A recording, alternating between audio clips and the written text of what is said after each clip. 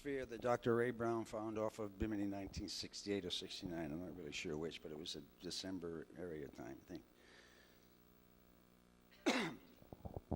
How we came upon this thing, and Ray told me this story personally. There's a version up, he's speaking in YouTube. There's a video of him talking about this.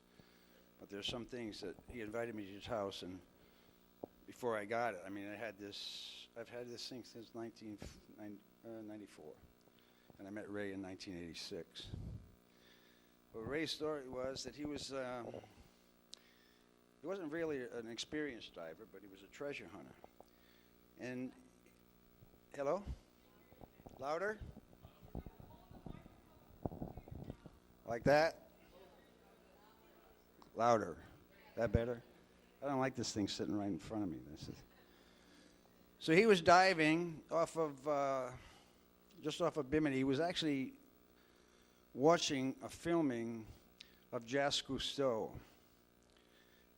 Jacques Cousteau was doing a documentary down there, what Jacques Cousteau does, and Ray was down there observing the filming.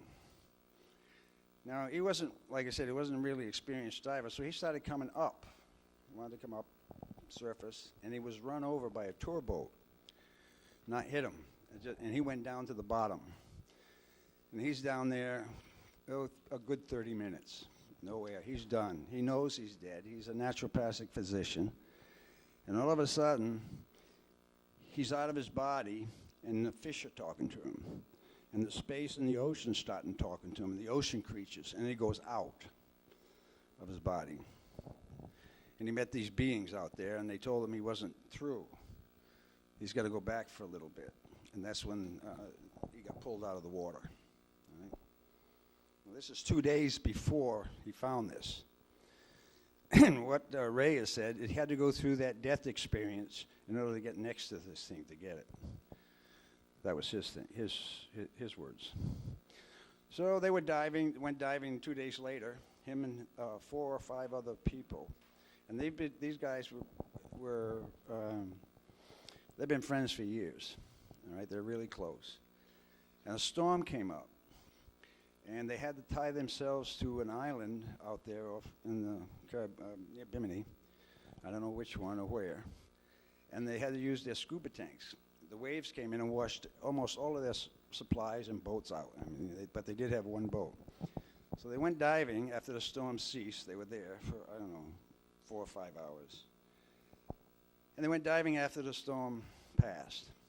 Well, Ray got separated from these other divers. And the water was murky now because the storm had churned everything up.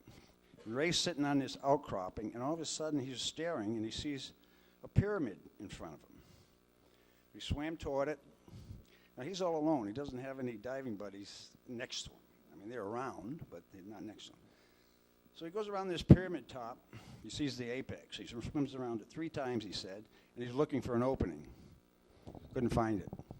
Goes around the next time, and there's an opening in the apex of this pyramid. He goes in it. It's lit up. There's no algae on the wall.